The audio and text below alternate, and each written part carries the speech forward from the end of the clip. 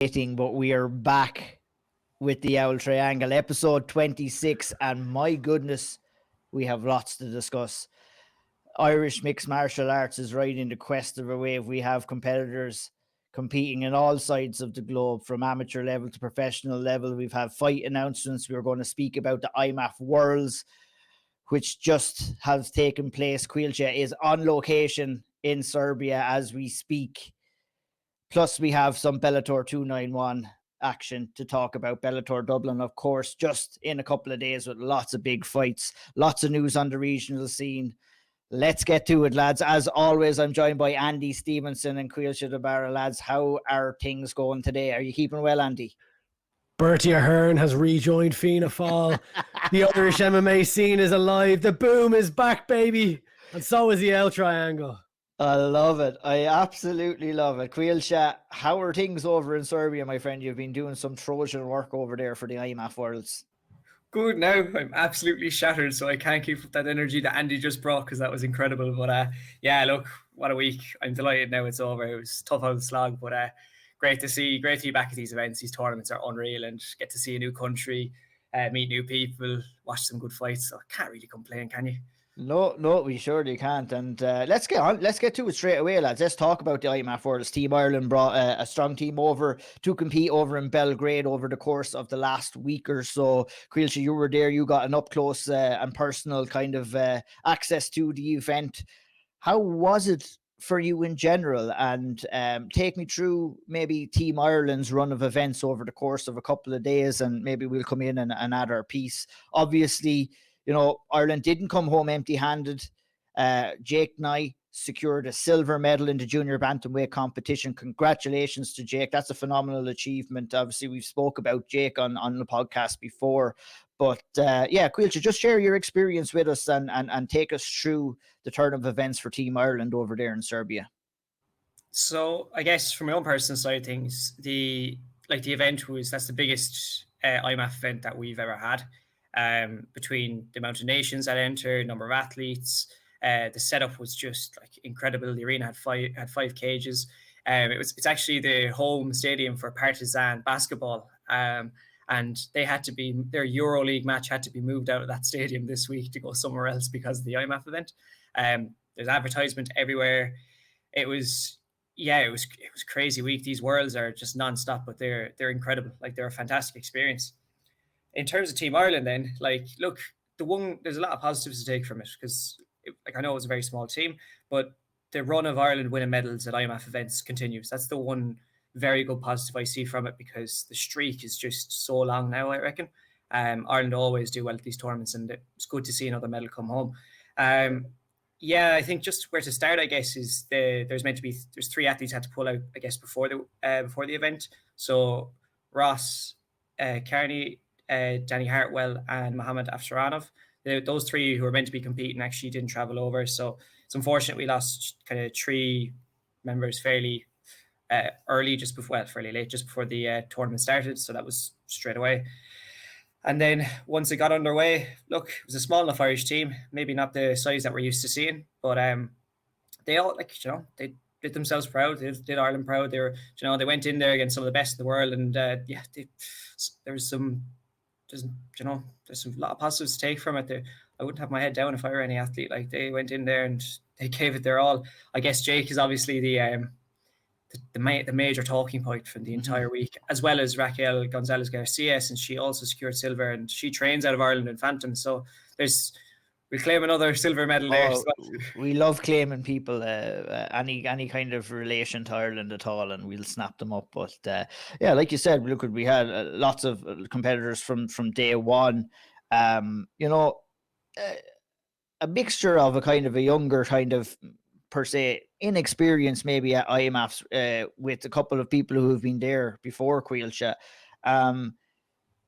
What kind of was your kind of overall opinion on how Team Ireland did? Obviously, look, you're dependent on the look of the draw, and you can get an easy bracket, you could get a more difficult bracket. That's just the way it is. At the end of the day, you're going to have to beat everybody to secure a medal anyway. what was the team vibe over there? What was the overall consensus after the tournament? If you were speaking to anybody, obviously it was the first time that we had head coach Kieran Davern take charge at the IMMAF and of Team Ireland at this big event with also Paul Redmond and Alexander O'Sullivan as well. Seemed like, the team was in good shape and good spirits before heading out there and fighting. And, we had a couple of good performances along the way. Finishes from Lisa Houston, Ava Cruz picked up a win as well. Jordan Bradshaw picked up a win over there. Obviously, Jake Nye picked up, had a fantastic tournament. Really, the story of the competition for Caoilte really was Jake, wasn't it? It was. And what's really funny is because you mentioned there about the luck of the draw at times, and some of the draws you can get. You can get a terrible draw and have just killers left, right, and center in front of you. Jake had, I guess, he had a little bit of luck in the first day. His opponent, he was unable to compete. I think he missed weight. But even his further down the bracket, he probably had one of the toughest brackets you could have gotten in that junior bantamweight division, and he just kept impressing. He was fantastic. And then he came up against, I guess, one of the stalwarts of that division in Otabek Rajabov, who's got this wealth of experience at amateur at only 20 years of age, who's been fighting in tournament style for quite a long time, heavy, strong wrestler. But to focus on Jake, every time he got in there, I was so impressed. I think we all know how good his jiu-jitsu is. And he just kept progressing every time. The way he kind of dealt with these different styles that he was coming up against was uber impressive. And for a lad who's still only early in his amateur MMA career to come, he was in the breakout stars of the competition to do that. He was one to watch throughout after that first day and then all the way to the finals. So hats off to him, what a performance. But as you said, there's others who may not have got medals but were really good. Jordan Bradshaw, he's up at lightweight, and sure, we know Bradshaw can fight as low as featherweight, and he was still just as impressive. I think he went out of the competition to a really strong opponent in Shane Collins off the top of my head. Yeah, I think it was. And that you don't get to experience competing against really good Americans this early in your career. So to step in there, up a weight class and do that really stood out for me. I thought he was so impressive, and he's just that's one of the best. His win was one of the best versions of him I've ever seen. He was absolutely fantastic. His grappling, striking, he's really becoming a complete fighter, I must admit. Yeah, I mean, Andy, it's nice to go over there and win medals and stuff like that, but also to go over there and experience the tournament format, getting in there with some good level competition, different styles, different countries, even though you don't win, going over there, experiencing that, getting a couple of wins, it's all beneficial for the team as well, and I'm sure they'll be able to use that going forward. Obviously, probably you're the same as the two of us. Obviously, Jake is the standout, but what are your overall thoughts on the tournament itself and some of the performances? Yeah, I think it's a transitionary period for Team Ireland at the moment, right? With the changeover in management or in the coaching setup, and as you said, a smaller team, maybe not quite as an experienced a team heading over there. So, look, I'm sure if I'm Kieran Davern, I'm probably looking at that. You probably will be a little bit disappointed considering, how well or how badly he wants to win medals and beat records and all this. So he talked to us all about this when we had him on the podcast recently enough. And to come away with a single silver medal is not, I imagine, what they wanted out of the tournament. However, some good experiences. I thought there was some really good individual performances, as you said, throughout, even for people, who ultimately, who crashed out of the tournament. But that first fight Jordan Bradshaw had, I thought he looked brilliant. You mentioned a number of others. I remember Omas Oliver got that really quick guillotine choke within the space of 30 seconds or something like that. Some really, really, there's definitely positives to take away. And as you said, it's experience for these guys. They're young amateurs. And there's no harm in coming up against a bit of adversity and kind of taking away, right, clearly I'm not the finished article yet, and no one ever is really, but it's a learning experience really. But overall, probably a disappointing one for the team. I don't think we can shy away from that. No one likes to go out and not win. So but yeah, it's you kind of you rebuild. They've got the the nationals coming up now next month. I know the provincials were pushed to later in the year, and then there'll be another, because obviously we're playing catch up on COVID still, because that was the 2022 Worlds, despite it being 2023, and then there'll be another one later in the year. So I'll be very interested to see how it plays out. I saw that they introduced a new kind of grading system for the nationals as well. But yeah, onwards and upwards, really. A disappointing one from a results perspective, but not, it's not all disappointment. No, it certainly isn't at all. And yeah, it'll be interesting to see, the new format at the nationals. Obviously, the national format and the tournament itself is somewhat shaped out, to kind of see what Team Ireland are going to be looking like for the rest of the year as well now. And, I know I'm looking forward to kind of getting there and getting a first-hand experience at that tournament myself. And as Andy... go ahead, Caoilte. Just on a quick note before, I just remembered it and I forgot to mention it. Obviously, Irish MMA podcast is so, like, the athletes did so well, but obviously there was other Irish there too. You Derek Hickey there doing the officials work. You had Jess and Brian there as doing the cuts team, and even IMMAF won an award. So look, it was great to see so many others out there as well. I feel like they deserve a bit of a mention as well. I heard you robbed the award, Caoilte. Do we have the picture? I have my selfie. Yeah, you need to get that framed, man. What was the award that Ireland did win? What was the category?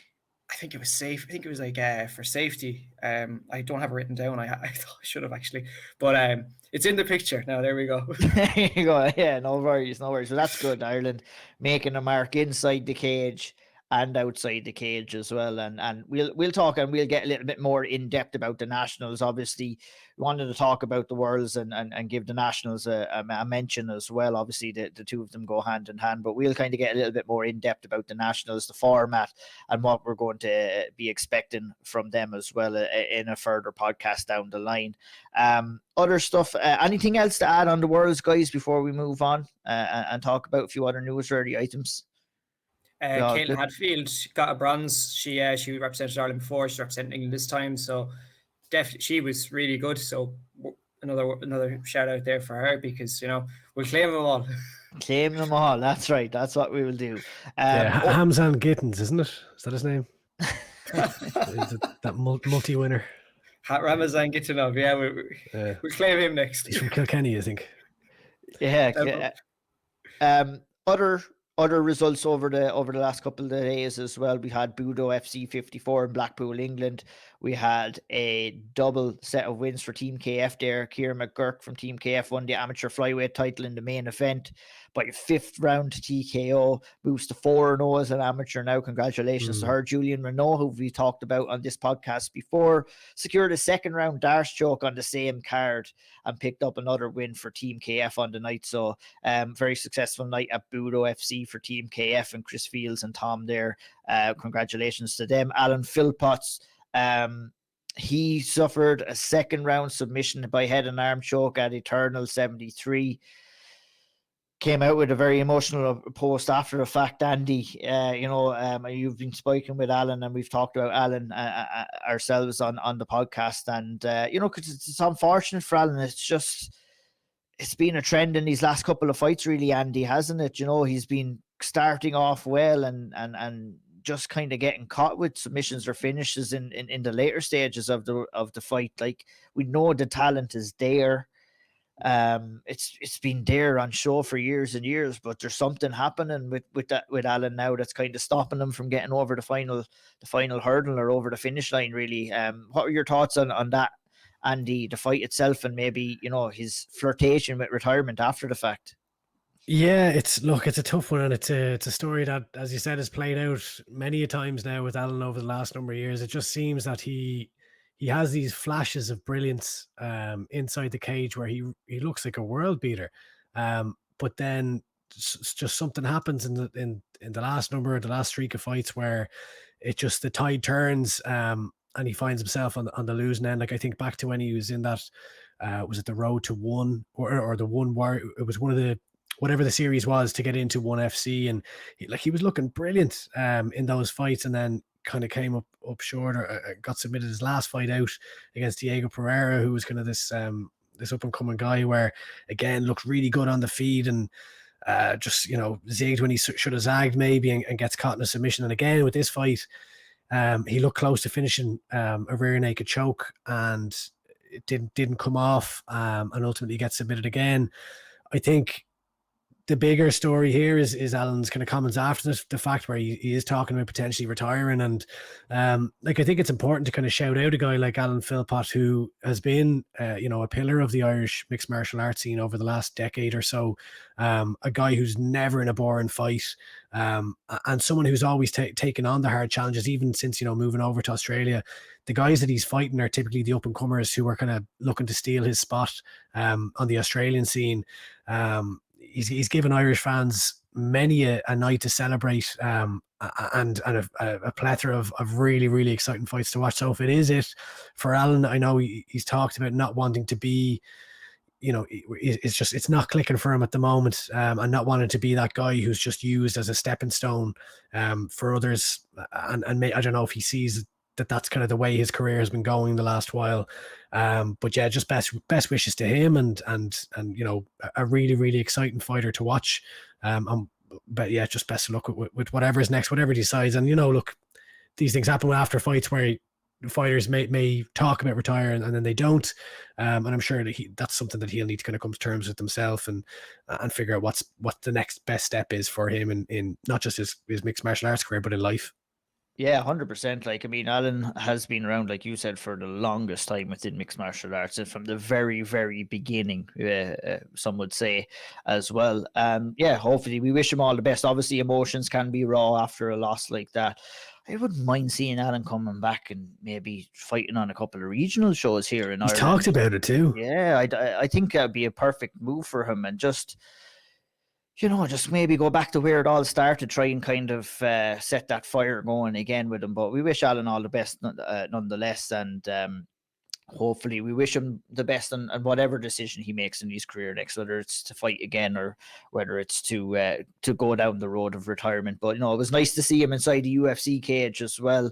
Obviously, he was in there cornering Joshua Culibao as well at UFC 284, which shows his character as well, just one day after a devastating loss, in there supporting his teammate as well. So credit to him, and all the best to him as well.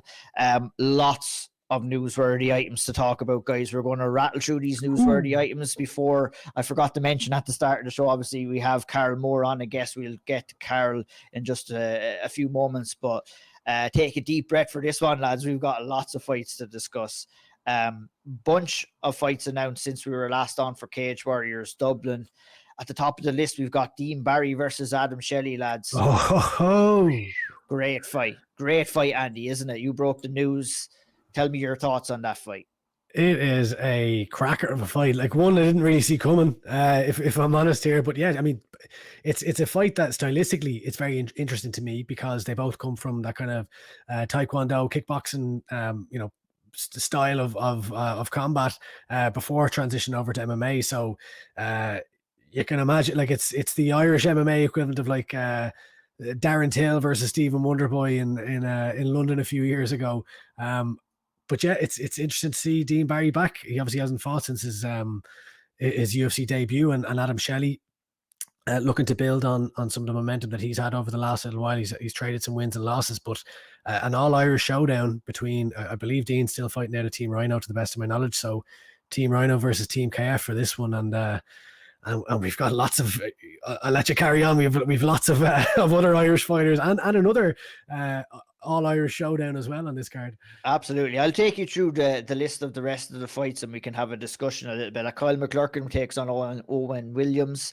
Paddy McCurry versus Angus Hewitt has been announced. Marcin Zembala versus Leon Hill. Fantastic fight there. Adam Darby versus Jack Tucker was announced, and Solomon Simon is stepping in to replace Konstantin Blanita to face Dorian Koleknikov in Cage Warriors. That's brilliant to see Solomon get his chance, Caoilte, in Cage Warriors. Obviously coming fresh off his first professional fight at Premier FC. He gets the chance to step in at Cage Warriors. Do you think that Cage Warriors is the perfect fit for Solomon right now in his career? Absolutely. And it's great to see him keep active, because he's always active as an amateur. And now he's kind of continuing that as a pro as well.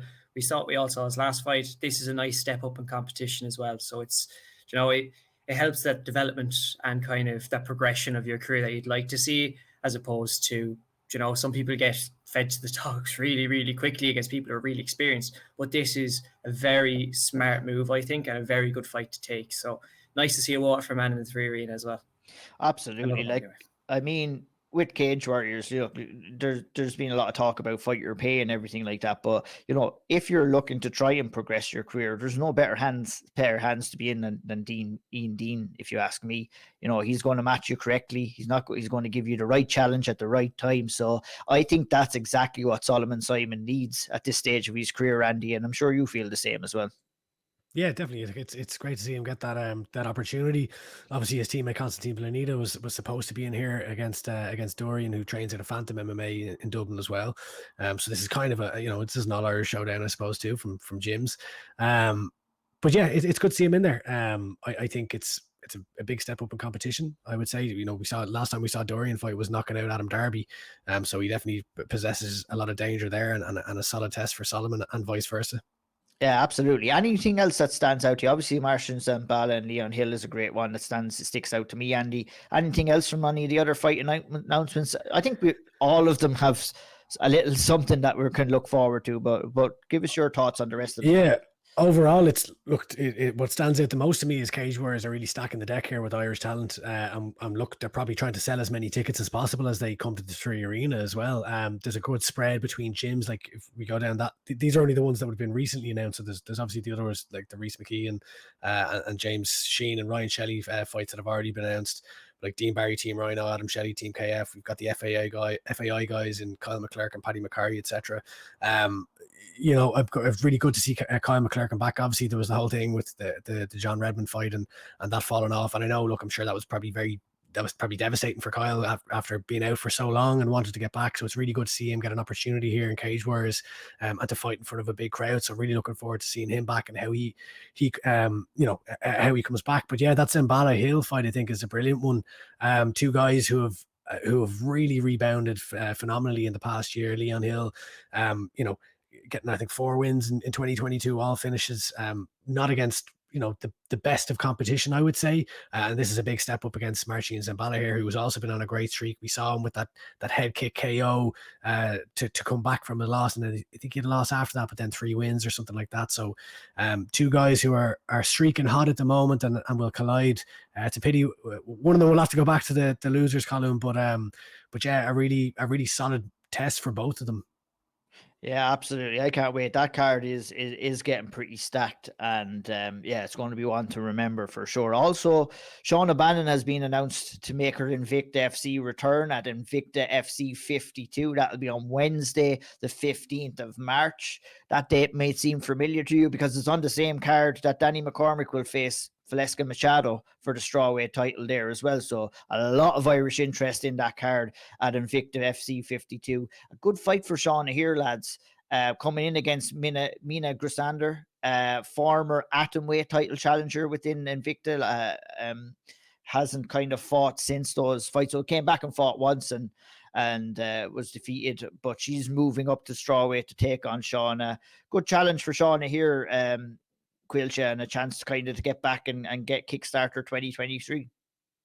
I absolutely love this fight for a number of different reasons. It's great to see another Irishman on the card, but also Mina. It's a clash of 2 IMMAF gold medalists. So from that side of things, I think it's really cool.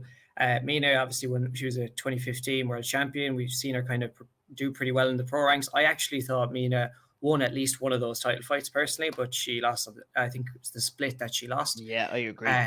So for Shauna to be facing a former title challenger, a 2-time title challenger, and probably should have been champion at one point, is a massive step up and a really big opportunity to kind of announce yourself further in the promotion and potentially set up a bigger fight down the line. So I think it's such a good fight, and the way her career is progressing and the fight she's taking is really good to see. So I'm absolutely buzzing for this one. Yeah, me too. And you know, don't want to say she had difficulties getting matched up, but she had a couple of offers on the table, and not everybody accepted. There's talks of possibly UFC veterans, but this is a good challenge at this stage of her career, Andy. Really, isn't it? Yeah, I think it's that next level of progression, as far as an opponent level. And, you were talking there about the title losses, or when she was challenging for the title, Mina Grisander, they're both to Jinyu Frey, who's now fighting in the 6 fights in her UFC career. Yeah. So, to me, this is a logical progression for Shauna Bannon, and that next step towards, if she can get through this challenge, then it's another step towards a title shot within Invicta. Absolutely is very exciting times there. March 15th, Invicta 52. That'll be a very interesting night for Irish MMA on that night. Yanderson, Castro, Andy, you made the announcement that he's supposed to be taking on Elliot Jenkins at LFL 8 on Sunday, March 12th. Your thoughts on that fight, please? Yeah, good to see him back in there. I think there'll be a few Irish fighters on this card as well. I believe Andre Spinders is likely to be on this card too. I don't think we have an opponent yet for that, but yeah, good to see him. I like watching, former opponent actually of Andre Spinder. But yeah, Janderson Castro fights are always interesting. Always a bit of crack. 100%. Nikolay Grozdev will come in and take on Gerson Pereira. That's been added to the Centurion FC fight card on March 15th as well. March 15th is going to be a busy one, lads. He's fighting in a 4-man tournament for the super lightweight belt at Centurion there. So that's going to be interesting. Potential 2 fights in one night for Nikolay there. A good opportunity for him to come in here and get a belt, lads. What do you think? I love one night tournaments. I just think they're so fun. And it just reminds kind of the older days of MMA, and it's class to see them brought back. And Centurion, actually, they're really kind of coming on a bit now and kind of making themselves a bit more known as a promotion. So yeah, that gives them credibility, and a lot more credibility in the MMA world. So if Nikolay can come out of this with a title, then that sets him up really nicely for a shot at somewhere like the UFC, PFL, Bellator. Who knows? Who knows indeed. What we do know is Alexander O'Sullivan did sign a multi-fight deal with Cage Warriors. I think this is a phenomenal move as well, similar to Solomon Simon's kind of move over to Cage Warriors as well. Would we be expecting him here, Andy, to maybe be competing on the Dublin card in April? I'm wondering. I think it'd be a good move for him. It'd be a good chance for him to kickstart his Cage Warriors career at the Tree Arena as well. It'd be interesting to see what plans they have in store. Obviously, one of Ireland's most successful amateur fighters and most experienced amateur fighters coming in 1-0 after he's win a Cage Conflict. I'm excited to see who he gets matched up with in Cage Warriors. And would you be expecting him maybe to be added to the card in April? I think it'll make a lot of sense, especially given the trend of their card so far. I think that it looks Irish everywhere, which is music to my ears. So I would hope to see him on that card in April in Dublin. I think a big thing for me in this is having the backing of Anthony Pettis behind him as well. Like that's, I know he signed to Showtime Group, and I saw Anthony Pettis tweeting him out. Much love to Cage Warriors for signing him, and he's saying he's at the beginning of his pro career, but you'll be familiar with him very soon. So to have a guy like a former UFC champion, kind of advocating for you is huge. And we all know, the experience that Alexander has, and yeah, this is the next. Again, we're talking about progression with Shauna Bannon. This is progression. He had a good fight on the Cage Conflict not too long ago, and now he's been snapped up by Cage Warriors. So it's going well for him so far in his pro career. Yeah, it absolutely is. Caoilte, like you've had first-hand experience and a first-row look at most of Alexander's career at the amateur level, and certainly at the IMMAF level as well. Really promising professional, one that we're definitely going to be looking out for in 2023 and for many years to come as well. Great to see him and all the lads at CMAC and that gym really come forward this year and kind of get the recognition that they deserve. And Alexander's obviously leading the way for them and kind of leading the line. So great to see him get that opportunity, and the fact that he's Showtime Pettis being linked to someone like that and having them in your corner in a management sense is just, and supporting you is just incredible. So yeah, I can't wait to see him on Cage Warriors. I think it's going to be a big opportunity for him, and could be a massive year ahead for him as well. Indeed. As will it be massive years ahead for 3 gentlemen that have been announced for the PFL European Series tournament bracket, and that's Franz Malambo, who will compete in the bantamweight bracket, John Mitchell and Dylan Tuke, who will both compete in the lightweight bracket of the tournament, which is set to kick off on the 8th of July in Berlin, Germany. Before I send it over to one of you lads to talk about it, I have sat down and had an interview with Franz Malambo, which should be coming out over the course of a couple of days. We'll see, maybe before or after Bellator. We'll kind of make that call once everything is all edited up. But you know, I don't plug stuff too much on the podcast, but I really recommend everybody tune in and watch that Franz Malambo interview. It was really open and honest and raw from Franz, who, you know, has an opportunity now. You know, I basically spoke about Franz, lads, and how he probably came off his most successful year as a professional mixed martial artist in 2021, obviously winning the FEN title, going over to Combatje and winning that tournament as well.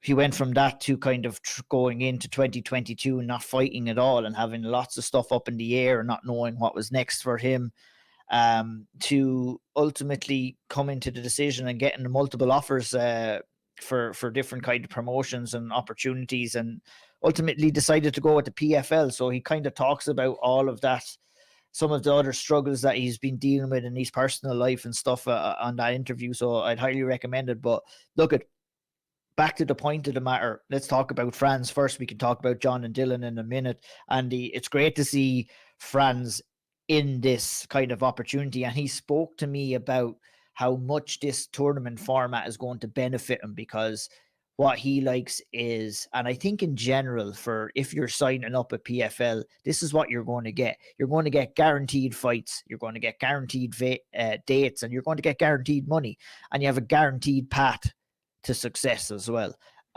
It's a good move for Franz. I'm excited to see him in action, and he has a right good chance of winning out that bracket as well in the bantamweight division. Yeah, it's brilliant to see. You know, Franz is 31 years old now. People have talked about Franz for a long, long time. He's been in the McGregor camps over the years. He's been the guy that everyone was like, you know, Franz is one who could really break out, and it's the activity that has kind of been holding him back. So exactly what you just said there, the format of the PFL, the season approach, the knowing that it's going to be so what, this is the European Series, so there's 3 events, so they'll all make their debut in, I think it's the 8th of July in Berlin, and then there'll be another event a few months later, and then the final. So I imagine it's probably just 2 fights, and then into the finals here is most likely what's going to happen. I'm looking at the bantamweight division here. You've got Kershaw Kakarov, who did some training in SBG Ireland. He's a very solid fighter. Dominique Wooding, who Franz Malambo has already beaten. Yeah.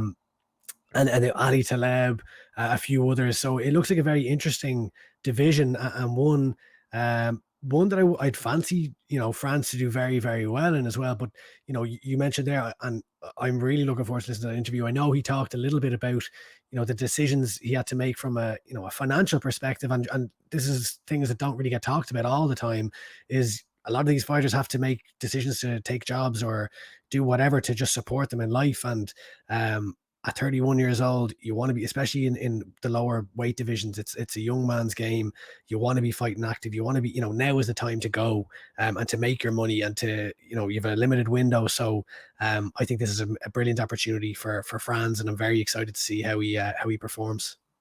Yeah, it's like when I was speaking to him, it's like I kind of worded it like, even though he's like 18 fights into his career, it's kind of like a fresh start for Franz now. You know what I mean? And this is a good opportunity for him, and he seems ready for it as well. So it's great to see him in there. Caoilte, John Mitchell and Dylan Tuke also going to be involved in the lightweight bracket as well. Great to have that little bit of Irish interest. And I mean, if those guys keep winning, they're going to eventually have to fight as well. I know that Dylan had made an old comment under your kind of Twitter post as well, Andy. So it's going to be interesting to see how it kind of develops out. Obviously, we haven't seen John compete. We saw him over in Abu Dhabi on that card. Obviously, we didn't get too much video footage of that fight, but you know, it's great for him to kind of get these, like, the same with all these guys. They're all falling under the same bracket. Obviously, John is that maybe a little bit of a different kind of a stage of his career. But we could speak the same about Dylan Tuke as we have been with Franz Malambo, a guy who's been around for the longest time and, you know, has a good opportunity here to come in and rack up a few wins and kind of create that opportunity to win the tournament and then possibly move on to bigger things with the PFL as well. I reckon, like, if the two of them meet, you're just like, it's fireworks. And you'd have Andy would be buzzing. Andy loves the All Irish and Irish fights. Me, never. But look, it's great to see two of them in there. And yeah, it's like you're saying with the France thing. Like Dylan was one of those who came, like he was part of that generation, I guess, that kind of were coming through at the same time, and has, you know, he's had issues with activity at times and hasn't been able to fight. But now he's in a spot where he gets to fight multiple times, guaranteed in 1 year. And this could really be, I guess, his breakout year if all goes well for him. So, and he'll be looked after by PFL as well. I think we all kind of understand that they do offer some very, very reasonable money for competing. So, I'm delighted for him. Yeah, absolutely. And, you know, delighted for John to get in there and get his crack as well. Like if you're PFL, Andy, you're keeping Dylan and you're keeping John away from each other to see if they can make it to the finals. And imagine them competing for the lightweight final in the 3 Arena on December. That'd be something. You'd be silly not to, wouldn't you? You'd be absolutely silly not to. Like, and I'm looking at that division, and I fancy one of the two of them to get it done. I know Connor Hughes is another guy fighting out of Liverpool. I think that he's got all finishes so far in his pro career, so he'll probably be one of the ones up there as maybe one of the hot favorites. But I'm looking at John Mitchell and I'm looking at Dylan Tuke, and it's interesting. Dylan Tuke, you know, he's been fighting at 145 the last while, so he's coming up to lightweight for this one. Probably works in his favor as far as, you know, they're regularly competing, you know, every couple of months, I imagine. So you don't have to make that weight cut then down to 145, and you know, he's a big, he's what, 6'1" or something like that anyway. So he would have been a big 145er. Yeah, that's the other thing, like you mentioned. It was a very good point there. You know, it's a great opportunity to fight in quick succession, but the fact of the matter is you do have to fight in quick succession. So fights are grueling, training is grueling. You never know what might happen as well along the way in these tournament style formats. So hopefully everything goes off without a hitch for everybody involved. And I think John Mitchell's actually going to be fighting before this as well. Outside, I'm not sure if that's official yet, but I believe he's before his PFL debut. He will have a fight elsewhere. I don't have all the details, but I think that'll probably be that'll probably come out. I'm surprised to hear that. I'm surprised to hear that, to be honest. That's a big risk to take before that opportunity, but we'll see. We'll see what materializes. It'll be interesting to see what happens along those lines. Let's talk about the announcement that was made by IMMA, lads, last week about taking the final steps towards recognition by Sports Northern Ireland. How did you take on the news, Caoilte, yourself? It's a definite right move in the right direction. We're taking some positive steps. You know, obviously Danny Hoare and a lot of people, Tim Murphy, everyone has been working tremendously hard. And it seems that we've crossed another kind of hurdle in this battle for recognition on the island of Ireland. We're seeing the sport now moving towards recognition in Northern Ireland. It's a good move overall, isn't it, for the sport? Yeah, look, it's progress and it's a step forward. And I guess this is one of those things that's it's showing for all the hard work that's been put in over the last few years. Like Danny Corrs and all the others involved have been doing a mad amount of work to try and get this done. So look, it's a step in the right direction. Let's hope that it goes smoothly and that can have a knock-on effect, which can therefore see the sport get recognised not only in Northern Ireland but in the Republic of Ireland, England, Wales, Scotland, because as it gets, you know, the more it gets recognised in these countries, funding can start become available. There's so many different avenues that it could open, and it's nothing but beneficial to the sport because for years the sport's, I guess, not really been given the respect that it's deserved from governing bodies and just in general, really. So it gives it a bit more legitimacy for not just because we all know it's legit, but it gives it for the outside world, the people looking from the outside looking in, and also, I guess, from, as I said, the governing body side of things, it adds that bit of legitimacy. So look, hopefully it goes well. I'm delighted to see it. I'm really happy for all those who put in the hard work. That's not gone for it's not come to nothing, and it's it's going in the right direction. So fair play to them all. Like it's great news. Yeah, like myself and yourself, Andy, had a little conversation about the whole kind of scene in Ireland with the recognition of the sport and everything, and how beneficial it would be overall. Obviously, look, we were teased with the news. We said it is big news. The biggest news is the recognition of the sport in the Republic of Ireland, as well as Northern Ireland as well, obviously enough. But we didn't get that, but at least we got a step in the right direction. And, the importance of this, what like people might be saying, why is this important? Well, it's exactly what Caoilte said.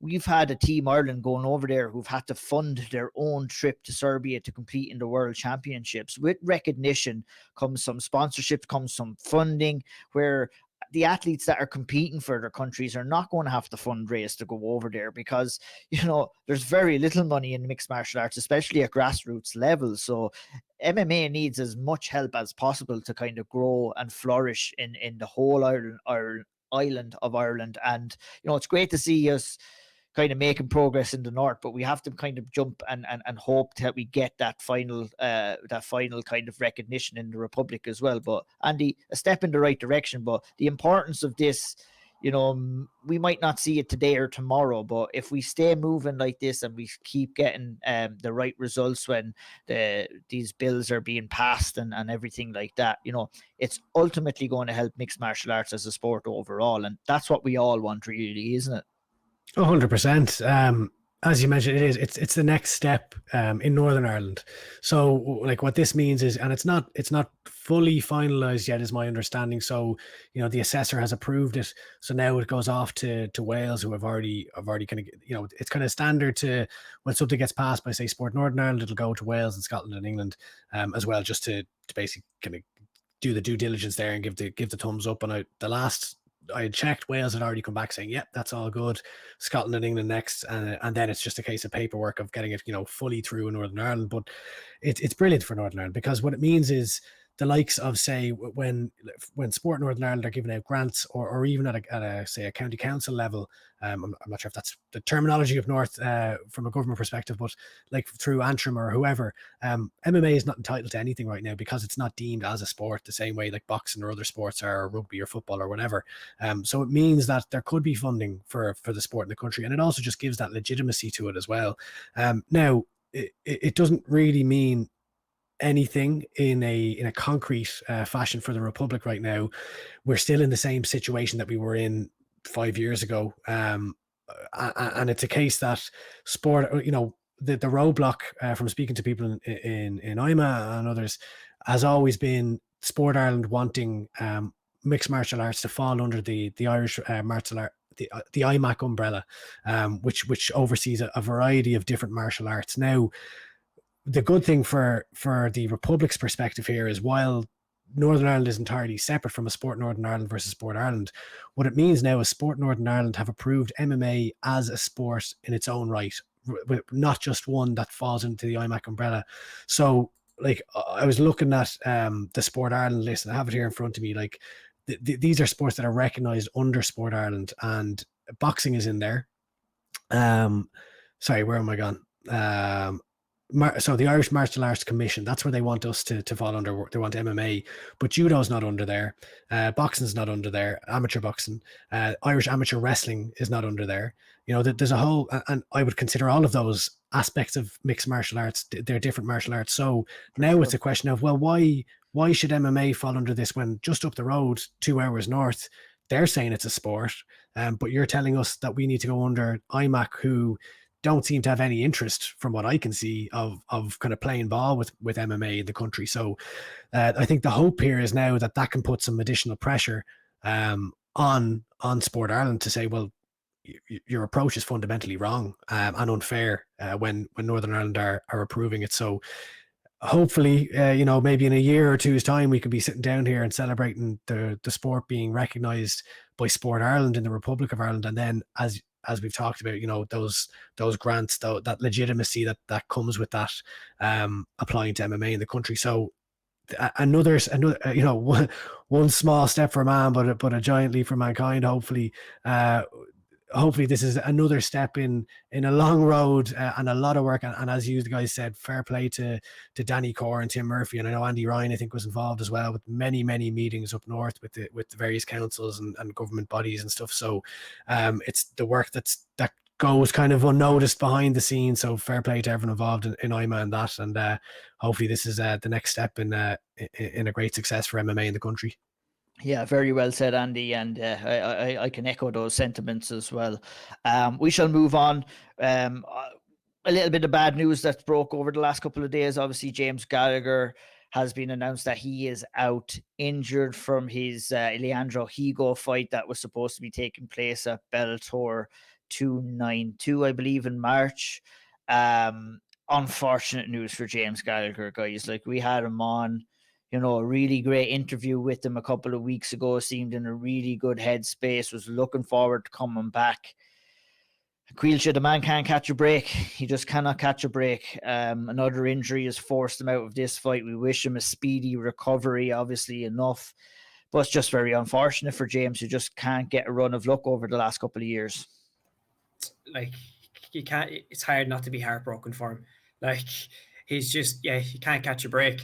And I remember when the three of us hopped on with him and we were chatting with him, like, he seemed in such good spirits. He was just like, it was great. And it made you even look forward more to seeing him compete again. And now to have this stumbling block or hurdle again, it's sad to see.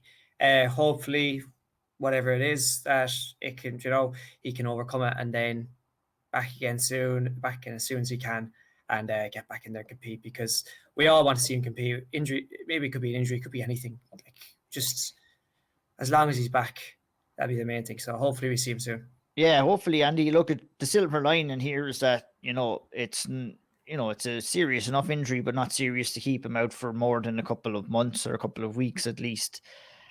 We might see him in September. That's the silver lining here. If he recovers in time, if he can get back into camp, there's a chance we might see him on the proposed Bellator show. Obviously, nothing has been announced yet that Bellator are coming back. But if we're going off recent years, we would expect Bellator to be back in Dublin in September. And, we have a good chance. We probably would have had a good chance of seeing James on that card anyway, win or lose against Higo. But it's just unfortunate that he's not getting the chance to kind of come in there. It was a big fight. It was going to be on a big show in LA. And just terrible look for James, really, isn't it?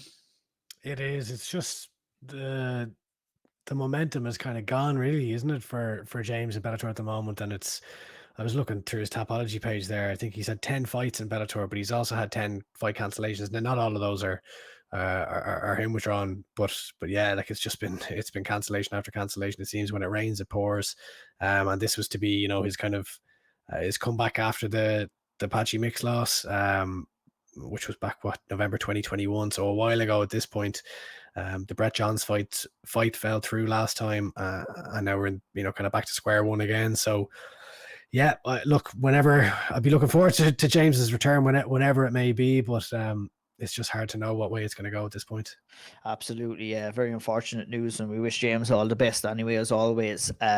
Moving on to a bit more positive news. Obviously, Will Fleury has been announced for a $1 million light heavyweight tournament inside PFL. He's heading over to Las Vegas on April 1st. It's not an April. How many spuds can you buy with $1 million?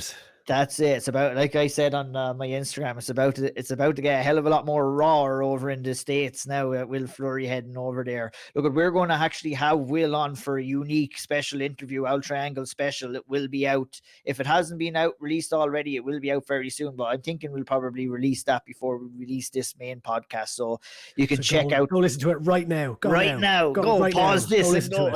And come back here. But go right now. And look, obviously at the time of we're recording this, we haven't spoke with Will yet. We're speaking with him a little bit down the line here, but that interview should be out on the YouTube channel. Go and check it out. But it's big news for Will, and look, we'll all share excitement here, but there's no point in talking too much. We'll get a lot of the bulk of that conversation out with Will in that interview. So definitely check it out, lads. But last but not least, before we move over to the interview with Karl Moore, Conor McGregor was announced officially as the coach against Michael Chandler for TUF 31.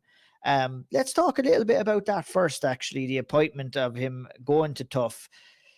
To me, it was kind of like, we always had speculated who he should come back against, what route he should take, on many podcasts. And this was a kind of thing when I seen it, and then we confirmed it on SevereMMA.com that he was taking part. Was like, I have to say, I was like, how didn't I think of this? It's perfect. But the way Tough had been going and the way Conor McGregor's obviously career trajectory had been going, it didn't seem like Tough was on the way down. Obviously, Conor is at where he's at, but it seems like the perfect fit for Conor, Andy. Seems like the perfect fit for Tough as well. And it's definitely a perfect fit for us and all the fans who are going to definitely be tuning in to watch it, because, Conor McGregor's box office, and you don't want to be missing anything. So I know I'm looking forward to The Ultimate Fighter now. I haven't watched one in a couple of years, but it seems like the right move for all parties involved, really, doesn't it? Yeah, it's as like yourself, I haven't watched Tough in years, but I'll be tuning in. And when I first hit announced, I was like, will people tune in? But like, you see a few clips here or there. There's now the controversy over has Conor, or has he not turfed a few lads out of the house to make room for his own guys, and chaos ensues when Conor McGregor is anywhere, it seems. So yeah, it'll probably be must-watch TV, for good or for bad. I'm looking forward to watching it. I'm hoping that there's at least one Irish contestant in the house. And yeah, I think it's good. I think it's about look. Full immersion is what he said, isn't it? So I think it's probably good for Conor to just be in a fight setting for a while, and if he's to come back, look, if he's coming back and fighting Michael Chandler has the ability to knock his head off if he gives him that opportunity. So you don't want to be taking anything lightly. So I think, put the whiskey aside, put the business aside for a bit, put the movies aside for a bit, and fully focus on a training camp. Because it's, you can't be taking someone like that lightly. And I think that, putting the focus on Tough and getting back into that, being around young, hungry up and comers might, stoke that fire again and put him in the right frame of mind to go into a war with someone like Michael Chandler. Yeah, like, I mean, Caoilte, ideally for me, I would have liked to see him coming back against someone like Tony Ferguson. You have to give Conor credit for coming back and challenging himself time and time again. That we were at a stage where people were questioning that he was getting handpicked fights, but it's just not the case. And he's proved it time and time again, and he's doing it again. You're coming in off a long injury layoff, like an almost career-threatening injury, really. Like, some people would never come back and compete again after an injury like that. Yet McGregor is coming in here. He's going to take on Chandler. I think the fact that it is at welterweight will suit him a little bit better. But like Andy said, I couldn't agree more. You're going to have to be on point when you're going in to take on someone like Michael Chandler, has the ability, like Andy said, to kind of clip you and knock you out, but also a stylistic matchup where, Michael Chandler does have his wrestling in his back pocket as well. So a lot of questions coming into this fight, and it's going to be great to kind of get a first-hand view of where McGregor's mentality is at. Some of maybe the help and advice he's going to give to these younger athletes that are coming in there looking to try and make their names in the UFC. Plus, like Andy said, the possibility of some Irish interest as well with some of the contestants. Obviously, nothing has been confirmed yet. We don't have any news ourselves.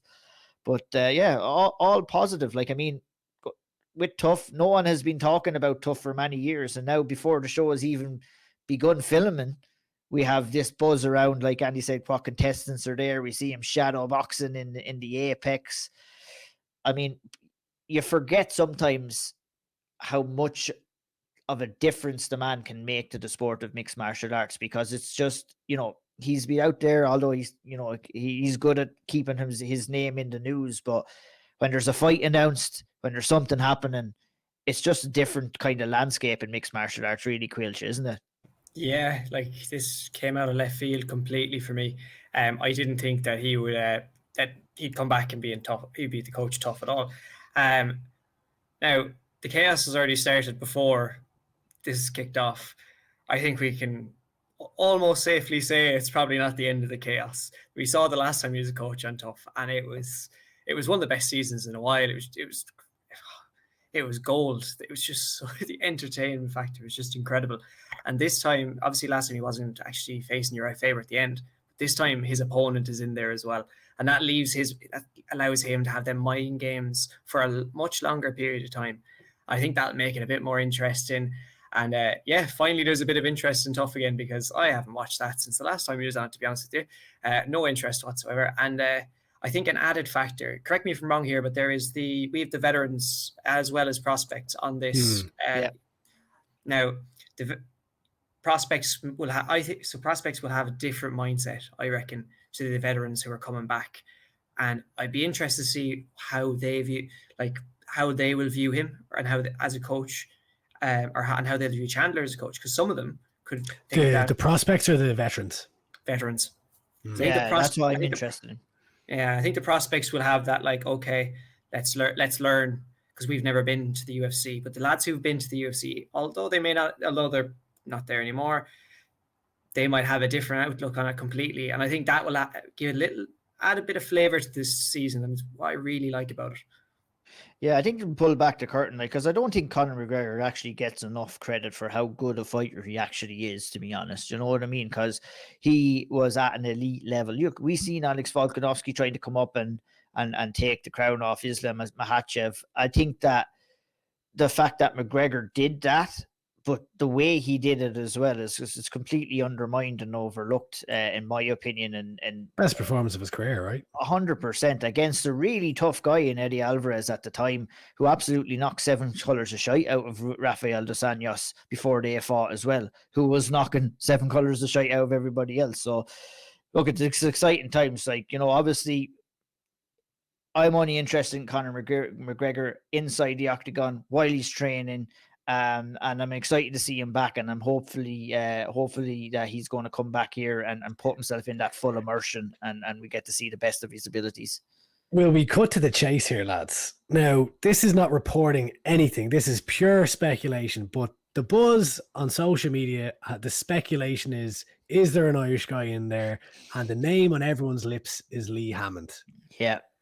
It has to be said. No, I've no inside knowledge, no nothing. This is not like, oh, we know this and we're saying he's in there. I don't know. That's the God's honest truth. Don't know. But if he is, I am excited. Well, look, the speculation comes from Conor McGregor's tweet, where he basically gave up that information, saying that, you know, there's only been one of his teammates added into the show, and they're going to be fighting the number 1 seed. So he released that tweet himself. Obviously, he's deleted it since. So that kind of adds fuel to the fire as well. If we were to continue speculating and to say if it was Lee Hammond, I think it's absolutely fantastic that Lee is getting this opportunity. And that makes me want to even tune into the show even more. If Lee Hammond was a part of the Ultimate Fighter household and Conor wasn't the coach, I'd be watching that shit. No problem at all. The fact, you know, he is there, he'll have the guidance of Conor as well. You know, Conor's done that in the past as well, obviously, for Artem the last time he was in there. But there'd been rumors of people getting dropped, but there's also alternatives that have been announced as well. So you're brought in the bracket, and then there's alternatives. So, you know, you could be picked as an alternative based off maybe your performance in the tryouts or something like that. I'm not sure, but look, I remember Artem lost his first one, and he lost his first one and got back in and sparked 3 lads in a row. And there's a lot of bullshit about, oh, this is disgraceful. Is that, like, why wouldn't you fucking try and do that for your teammates? That's what I say. And look, it sucks for any of the lads that got kicked out of it, but like, we're talking about Conor McGregor here. The man is not. I mean, the UFC had to have seen this coming. Like, yeah, he literally did it last time too. Like the UFC would benefit hugely from the addition of Conor McGregor onto that show. It was a massive need of this kind of new lease of life, and Conor is going to give it that. It's going to be airing on ESPN in the States as well, so that means it's going to be airing out into a lot of homes as well. So, you know, it's a good chance.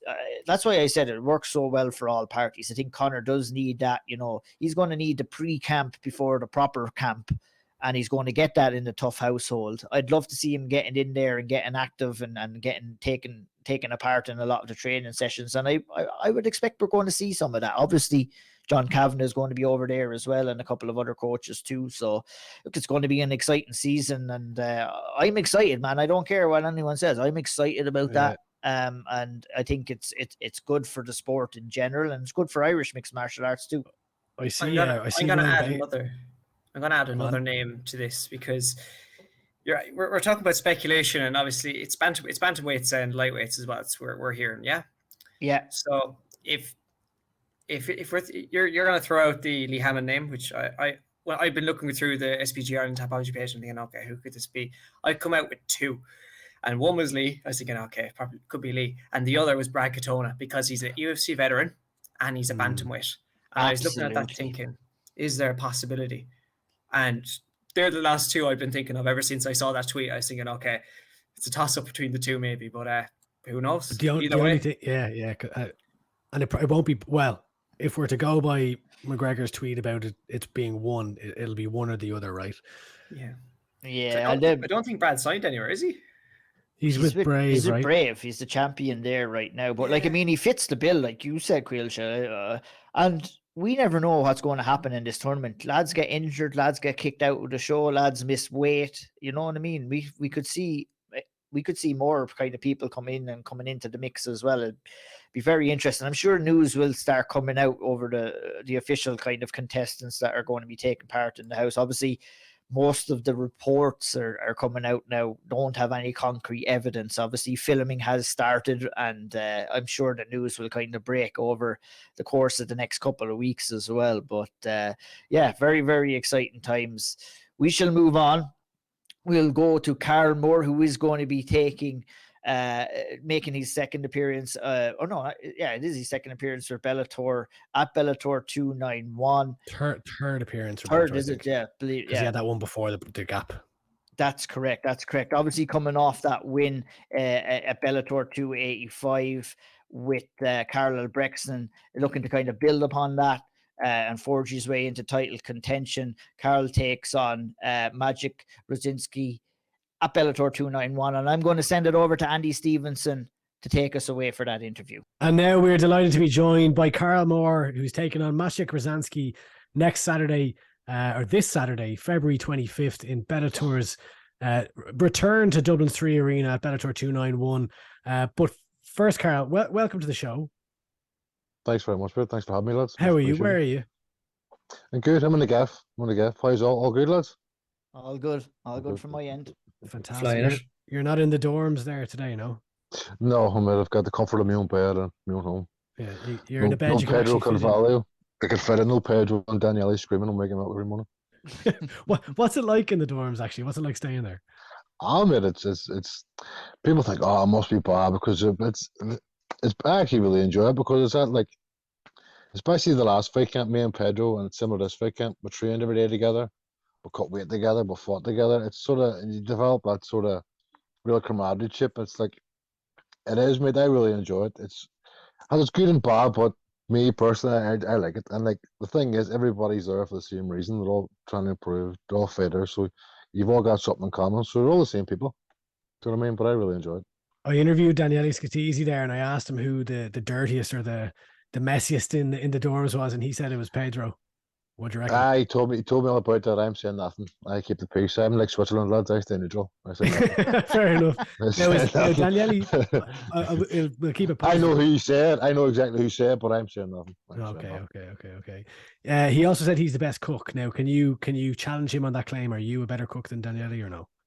I wish I could, mate, but I wouldn't cook for anybody but myself. I mean, I just about eat my own food, so no, I'm not. I come on that one. No. That's fair enough.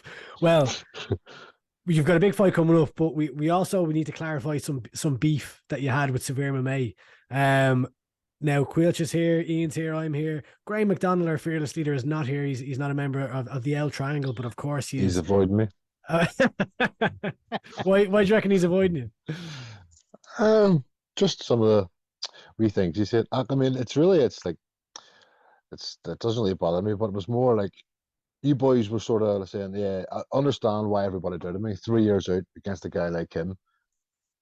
If I wasn't me, I would doubt myself. But I think Graham said something like, if his last performances or anything to go by, he's going to struggle. And I was like, what was wrong with my last performances? I thought I'd done all right, to be honest. But no, I mean, it's really not a big deal. Like, I mean, he had a right to doubt me, as did everybody. But I told you in that interview, Andy, in SPG, I will show my worth and I'll prove everybody wrong. And I did. Well, prove everyone wrong. You did, and you were right to look me in the eye, to stare down my soul in the post fight interview afterwards in the media scrum, to say you were wrong, because you had a fantastic performance against Karl Albrechtsen. Talk us through getting dropped at the start of the first round. Obviously, you got the comeback submission in the second, but what was that like? You know, how did you have any wherewithal at the time, or did you know what was going on? Like I said before, briefly before me into that, I started acting up. I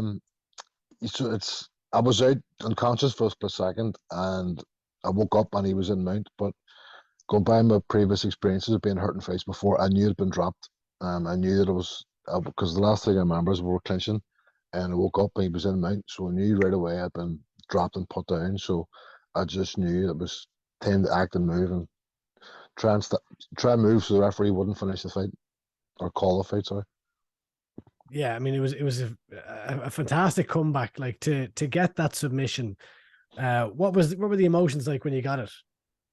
Oh, mate, that was 3 years of thinking and dreaming and visioning what it's going to be like to get your first win back after 3 years. And it was crazy, mate, because when I locked in the choke and I switched to the grip and I knew I had a good grip and I seen his hand come, I was like, he's going to tap. And it was like, I knew then, once I seen his hand come, I was like, I've won. And when he tapped me, it's hard to describe, blood. There's no feeling like it in the world. And like at that moment in time, it was either just scream or cry my eyes out. So I decided to scream. I tried my hardest not to cry, so it was just instead of crying. So, oh man, it was unbelievable. Must have meant so much more to you, Karl, that with the 3 years out, couple of injuries kind of hindering your comeback as well. Like during that period of time where you weren't competing, you must have had some pretty dark moments and where you might have thought, are you ever going to get this chance again? And then to come back on such a big stage in the 3 Arena, like you said, getting pushed from the prelims to the main card, everything kind of fell into place. After a disastrous 3 years, everything kind of fell into place perfectly for you. Oh mate, you hit the nail perfect there for me. It was I never really doubted myself, but it was like I get injured again, and then Bellator cut myself and many other fighters around about the time of COVID. So that was like, right, okay, what do I do now? I've been cut from Bellator. I keep getting injured. I can't get a run together. I can't get anything. I was like, right, where do I go from here? What's next? And I just says, right, once we touched on this in the last interview, Andy, once I got myself injury free, I just started training. I didn't care what come up. I was going to take any fight anywhere. And I got it, and then I just kept training twice a day, every day from last year. And then thankfully, thank God, Bellator offered me another contract.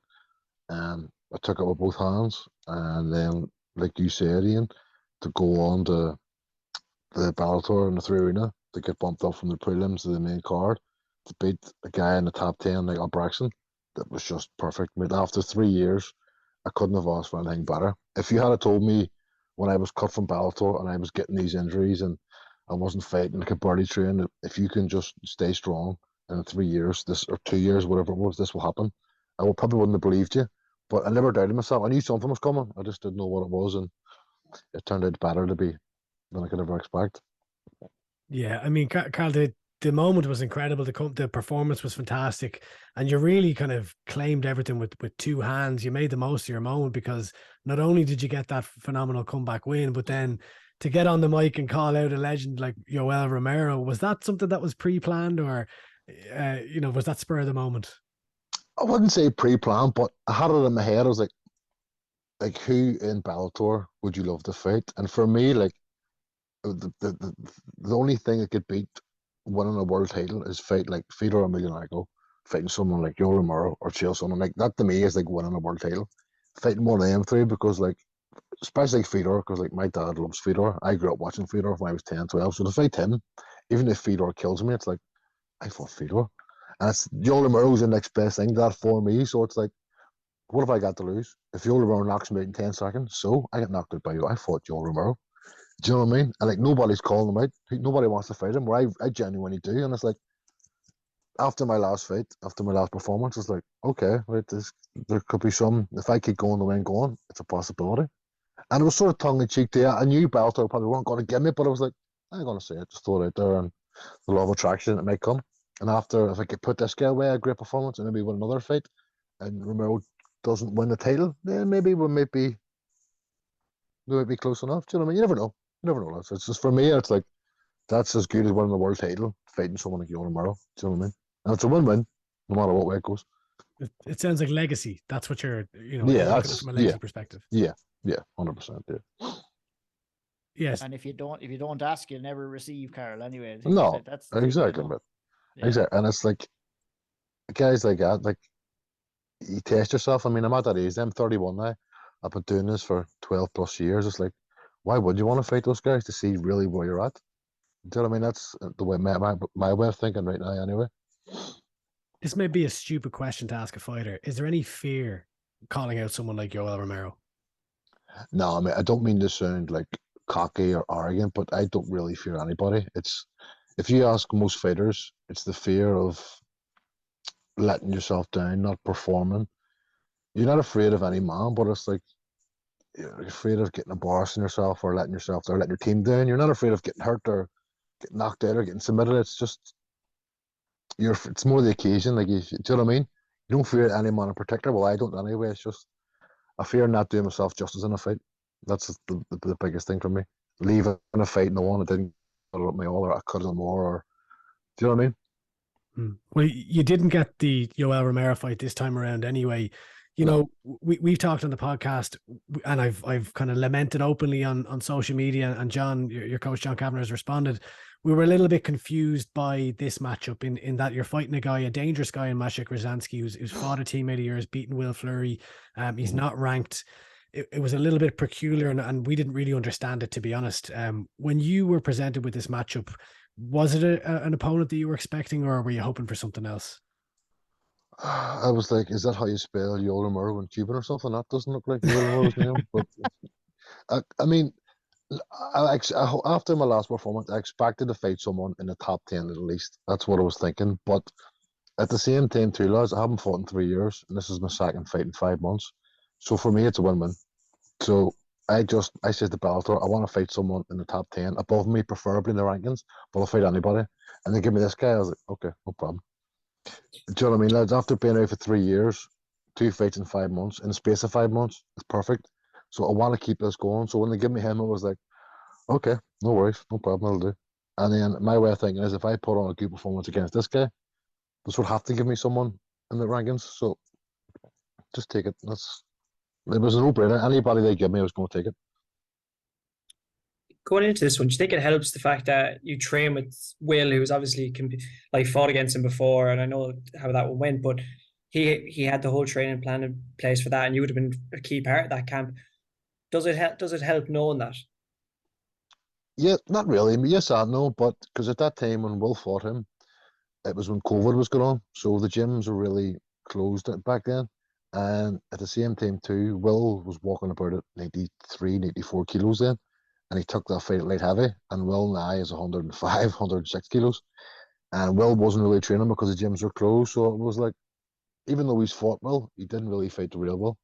The Will who I train with now, if that makes sense, because I think if him and Will fought now, it would be a different fight altogether. Do you know what I mean? But obviously, good what you're saying, Coach. Yeah, it's good that Will has experienced him, knows some things about him, knows what he's like. But at the end of the day, mate, every fight's different. He's going to be different on the night than the night he fought Will. And I'm a different fighter than Will too, so it's going to be a different fight.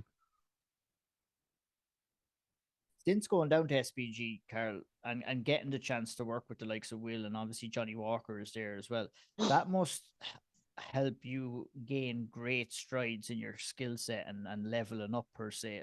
I'm sure that move down to SBG and getting the chance to work with all the lads, that must have been a massive benefit for you in the progress in your skill set, like I said, and in your career as well. Oh, mate, massively. I mean, I can remember the first time I went down to SBG. Johnny Walker wasn't there at the time, but there was a good squad of big guys, and they were doing stuff to me that hadn't been done to me before, and I was like, what the fuck is going on here? Why this is... And it was a no-brainer for me to go down there. And then now you have the likes of Johnny Walker, who I train with every day, Will Fleury. It's like, it's just the environment. Even with, there's more than just us three. There's guys coming through that you would know about. There's more amateur guys, some bigger guys too. But we're the main three for each other. And the level over the past even year alone is just went up and up and up and up. And to touch on like Will Fleury, I mean, I think out of all three, Will has improved the most. And people might be, oh, but you can't say that. But I'm just going to say it. Like between me, Johnny, and Will, this past year and a half, Will has just, and it's like we're all pulling behind him trying to catch him. It's like on a Monday, I'll maybe get a bit better. I'll dominate Will. On a Tuesday, he'll come in, smash me. Wednesday, I'll be hitting. It's just we've been constantly doing this for like a year and a half, 2 years. And it's just, we're always progressing. And it's just us three, it's just going up and up and up and up. And then with the improvements Will's made, I'm always trying to get better too. So it's just, we're just only going to get better. And like I put a post up last week. I think Johnny Walker's going to win the UFC title. I'm going to show him win for the Bellator title. And Will's going to win this PFL $1 million tournament. Will be the three best light heavyweights in the world in the major organizations. That's what I believe will happen in the next year or two. Why do you think Will, you've singled out Will as that has improved the most? Why do you think Will has improved the most? A number of factors, mate. Will's extremely driven in what he does. He works, for a start, he works really, really hard. I mean, he fought in PFL a month or two before my fight, and from then he hasn't fought, but he's been in the gym every day, twice a day from that fight, doing something. And he hadn't got a fight sanctioned, and he was in the gym every day, training just as much as me with a fight. Do you know what I mean? His work ethic, and just when you speak to him, you can tell how much he wants it. He wants to be shit at. He wants to be the best. He's not just going and going through the motions and training hard. If I catch Will on something, which I very rarely do, or I do something well on him, he's going to John or Nourish Dave. What did he do there? How did I stop this? What did I do? And he's been doing that for years, and he's just been going up and up and up and up and up. And it's just a mixture of all them things: his work rate, his work ethic, and his will to learn. Do you know what I mean? It's just all those things. And he's a hard cunt too. Excuse my language. He's just hard as fuck too, which always helps. Like that just adds to it as well. Do you know what I mean? A raw bastard, some might say. Yeah, as raw as they come. As raw as they come. Just to jump back. Sorry, go on ahead, Ian. No, you go ahead. I was only going to ask a silly question. Go on, Andy. No, go, do the silly question first. Who would he play a Spuds quicker, yourself or Will? Now, you can actually ask Will this, mate. I've never met anybody that eats as fast as I do. I'm not just trying to brag, but like me and Will went to Cardiff for his last fight in PFL, and he was obviously cut weight, so he wasn't eating too much. But I had 2 plates of food done by the time he had 1 done, and my plates were mountainous compared to his, mate. I eat food very quickly, so I have to say I'll win that one. He probably eats more, but I eat a lot faster. Nice. That's win that one. What's your go-to if he's a Spud man? What are you? Anything, mate. Anything. I'm just a greedy bastard. Excuse me. I'm just greedy. If I'm honest. Oh, just to jump back as well to the matchmaking, right? John came back online saying, we appreciate, you agree, but there's a plan in place. What is the plan for Karl Moore over the next couple of years? For me, in my head, mate, is the plan for this year is win this fight. I'm not looking past my opponent. He's a dangerous guy, well-learned fighter. But I win this fight, and I want at least 4 fights this year. I'm aiming for 5. If I get 3 or 4, I want this one, the one in September, obviously Dublin, September again, and I would like 1 or 2 in between. I've just got my second visa accepted for Bellator America too, so that gives me more opportunities and more possibilities to fight. I actually have an appointment in March to get it stamped onto my passport. So once I get that done, I'm going to be pushing for 1 or 2 fights in the middle of the year, and then September as well. So that'll be 5 fights in the space of a year. So if they all go well, go to plan, mate. Hopefully, a plan to be the Bellator light heavyweight world champion by the time between the age of 32 and 30. I'm 31 now. I'll be 32 in October. And by the middle of next year, the beginning of next year, I want to be challenging for the light heavyweight title. That's my goal.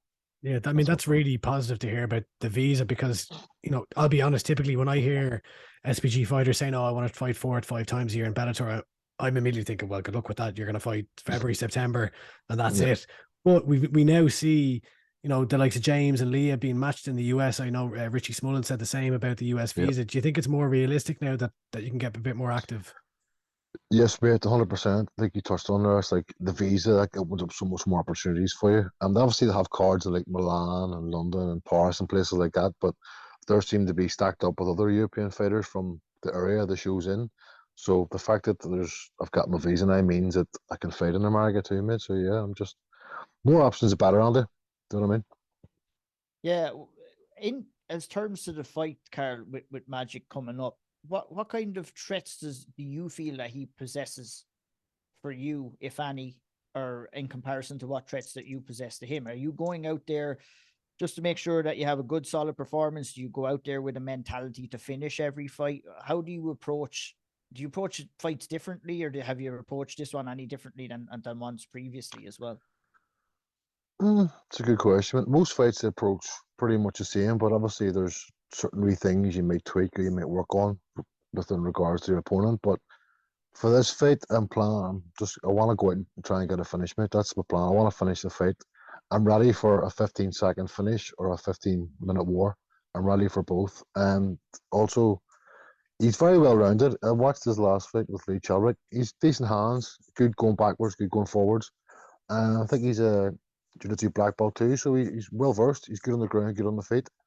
But it's like any fight, mate, at our weight class, you fight smart because one shot from anybody can change the outcome of the fight. Like you seen in my last fight, just slight elbow, fucking knocked me unconscious for a second. So no, mate, he's very dangerous, very tricky, but so am I. I'm no slouch either, and it's like I'm more prepared now than I've ever been. Coming off a 3-year layoff, I fought 5 months ago, so that's the ring rust off. I've done that. I've got used to it again, and this is my second fight in 5 months. And I didn't really take no time off after the last camp either.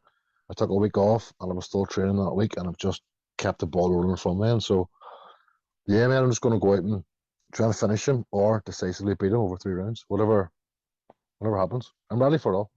Yeah, I like what you said there about, like, it's a game of inches, especially at the higher weight classes as well, where one little slip up, and obviously, you've been unfortunate enough to be on the receiving end before, where, you could be winning fights, you can get caught. It's like, it's a different approach maybe than anybody that could be approaching fights at a lighter weight class, where you maybe have that little bit more of an allowance as well. And it's like, you have to be really more turned on in there and kind of more focused, obviously. And like, because one little slip up, and like you said, we could see what you were absolutely performing fantastically against Karl until you got hit with the elbow. And I thought you did tremendously well to recover and get back that as well. And to go out and finish in the second round was unreal. Like, I mean, if I was looking at that fight in Karl and you recovered and went on to win the fight, personally, to me, that would have been a phenomenal performance. But actually recover, get your senses back again, come out in that second round and get the finish, I just thought it was sensational. And do you feel the pressure? Like, that was a phenomenal performance. Do you feel the pressure going in there to kind of perform to a similar standard in this fight? And how do you top a performance like that? No, mate, there's no pressure. I mean, it's from the last fight, it was exciting for everybody, but I don't plan on making that fight as exciting. I plan on making it straightforward, go in, get the job done. No madness, no. If it happens, it happens. But I mean, my goal, mate, is to win. It may sound selfish and arrogant, but I'm not there to please people. I'm there to get a win and achieve what I need to achieve. So whether that's a 3-round boring fight where I slug it out and grind him and beat him, or I knock him out, submit him in the first round. It all depends what happens on the night. I mean, like, you know yourself, you can talk a great game going to this, to that, and sometimes on the night it just doesn't happen. So I'm just ready for any outcome. Whatever happens, happens. 100%. One of your biggest supporters at the last Bellator show, and Andy took a great video, was your dad. He was up there right behind Shauna and Graham. The big Kev Moore. Yeah, he was giving it the big one. It was just a fantastic video. Looking back in that video and obviously that moment and sharing that moment with your dad, it must have been real special for you to be able to do that. Oh man, it was actually credit to Andy. Andy showed it to me, and me, like, literally 10 minutes after the fight, and I started crying, and then Will started crying, and then Johnny started crying. I think Andy started crying a bit too. So it was like it was a chain reaction. I was like, oh God, what have I done? Three of the scariest guys now, all crying like babies. But no, mate, that was the icing on the cake. It was just perfect because you could see, like, it's not only for me, it's what it means to everybody in my family too, and not just him too. Like, there was a video I talked about this with Andy. It was a video of all the ladies in my family, like my cousins, my aunties, my mum. They were all watching the fight at home too, and they all went fucking crazy as well. So it means so much to them too, and they've been supporting me from day one. Like, especially my dad too. If I wasn't if they didn't give me the life I can do now, or support me the way they do, I couldn't lead the life I live now. It wouldn't be possible without them. You know what I mean? So, everything, them, and especially my dad too. He's the one that got me into MMA. He's the one that pushed me to do it and sort of steered me in the right direction. So, and you can see it means more to him than me. Sometimes you can see it. Do you know what I mean? I'm assuming it was him that was the one showing you the Fedor fights back when you were 10 years old. Yep. Yes, mate. He was. It was actually. Did you ever heard of a guy, Iúr FC? Did you ever heard of him? Yeah. That was the Legend. first ever, and he was like this guy. Fedor was very like this guy. He modeled him. So the same way they used to hook with their hands like this. For chance used to do that. They looked weird me doing on the video. I don't know what I'm doing, but he hooks and turns his hands over, and Fedor done the same sort of thing. I can remember fighting the wee video cassette tapes in my dad's training bag, and it was no holds barred fighting, and it was two guys wearing wire fronts lying on top of each other, and I was like, even at 10, 11 years of age, I was like, that looks a bit weird. What the fuck's that? And I turned it around, and I was like, no holds barred fighting. I was like, okay, it's not homosexual stuff, it's MMA. Okay. And I can remember going home, and I had like a wee, you probably had these yourselves, like a wee tiny TV where you could put the tape into the TV, and from then I was hooked. I remember watching the first couple of UFCs, and I was like, what is this? From the age of 10, 11. So that was me, just hooked from I was primary school, first year. Who has a tighter grip? Your dad actually. So before you fought, I was going back to the back, and he kind of this birdie man kind of eyeing me up. I was like, oh, what the fuck? Who have I offended here by saying something? And he called me over and introduced himself, and he shook my hand, and I swear he broke about 3 of my fingers. Who was a stronger grip, yourself or your dad? Oh, my dad, by far. He's got proper dad strength. I don't know why he does it, but he shakes people's hands, women's, girls. Nice to meet you, and you see him all, like, Daddy, fuck's sake, relax, take it easy. Do you know what I mean? He can't help himself. How did he react to the video going kind of semi-viral? Oh, he loved it. He went more viral than me. Fuck's sake, I was his cleanest, and I'm more famous than you now, son. I was like, oh, okay, all right. So have you to thank for that, Andy? Fuck's sake. you're very welcome, but he'll be in attendance anyway to support you again. What did he think about this matchup? We didn't say a lot. He was just, he asked, was I happy with it? And I was like, yeah, I'm fine. He was like, okay then, no problem. Pretty much. Karl, quick one now. Just so the three arenas kind of renowned for everyone having, I guess, the crowd loves to sing and the crowd loves a good walkout. What can we expect from the walkout song this time, or is it going to be a surprise? Oh, mate, I'm going to say something here, and it might annoy him, but I don't care because it's true, right? See, my walkout song from my third professional fight was Zombies by the Cranberries. That was my song from my third professional fight. And that was, I planned to pick that from the last one, as I did always. And they were like, no, you can't use it. That's been used. And I went, I know who's using it. That's fucking my song. I picked that first. And they were like, no, doesn't matter. You can't use it. And you'll back me up on this because me and Peter Queally both fought on Bellator in Italy a load of years ago. We were both on the pro card. And I walked out to that song. And him and Dylan Took were like, oh, he's playing that song. And they both come on like, oh, we love that song. That's a great song. And so Peter Queally has stolen my zombie walkout song. So I don't know, because now that was my song, I don't know what to pick. So I'm sort of like, I'm in limbo now. Do you know what I mean? Did you walk out to that Cage Warriors 92 as well? No, when I fought for the belt, I didn't have I forgot to say to Paul Redmond to put it on because I don't know what happened, and they picked some random song, and I was like, fuck's sake. But that has been my song from a second or third pro fight right up until recently, until I had to change it for the last fight because Peter Queally stole it. So yeah, Peter Queally, bastard. Zombie Gate. There's turf wars going on for that. Turf war, yeah. Yeah. Maybe before I let you go, Karl, a little interest. Obviously, you said you don't want to get too distracted ahead of this fight here, and you don't want to look too far ahead of it. But you've mentioned, the thoughts of maybe fighting Fedor and stuff like that. Do you have eyes on the heavyweight division in Bellator as well? Would it be maybe a goal of yours to eventually go back to heavyweight maybe and compete against some of the guys on the Bellator rankings? Yeah, I mean, I wouldn't say no to that. I mean, the older I get too, it's the sort of bigger I get too. I cut a lot of weight for light heavyweight too, so it would be nice maybe to, at some point after I finish my stint in light heavyweight division and get a crack at that belt, to maybe move up to heavyweight and have a couple of fights and see how that goes. But I tried that in Cage Wars and it didn't go very well. I got knocked out in 13 seconds, so maybe that's a sign to not do that again. So I don't know. We'll see. Sure, it can hardly happen again. No, if it does, I blame you. Fair enough. Well, before we let you go, Karl, give us your final prediction, I suppose, for this fight against Maciej Grzanski. I don't like to make predictions, mate, but I see myself get my hand raised. Like I said before, I'm ready for a 15-second finish or a 15-minute war. I'm ready for either or. I just see myself winning by some way, by some means.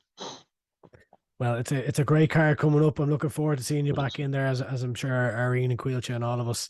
Karl Moore taking on Maciej Grzanski Saturday, February 25th, Bellator 291 inside Dublin's 3 Arena. You can watch it on Virgin Media or wherever you get your Bellator fight. If it's a VPN into Canada and a quick YouTube search, whatever works for you. But I really appreciate the time today, Karl. As always, great to speak to you, and we'll chat to you again soon.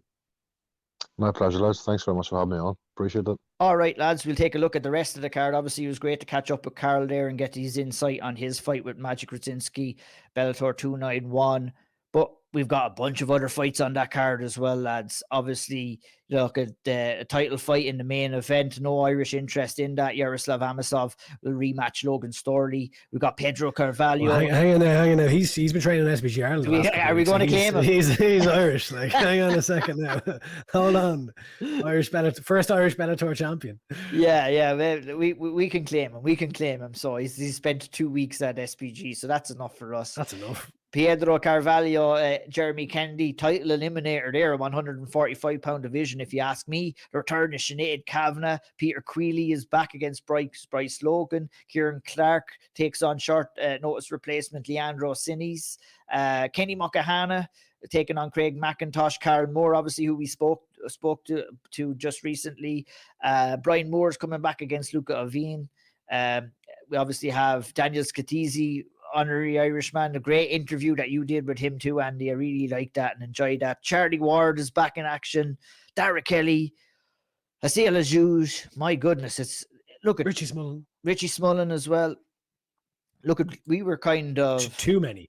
We were kind of maybe a little bit critical of this card when it was first announced. Maybe the lack of maybe big fights, or maybe left wanting after the previous cards as well. But I have to say, we're less than a week out from this card now, and I'm buzzing for this. I can't wait.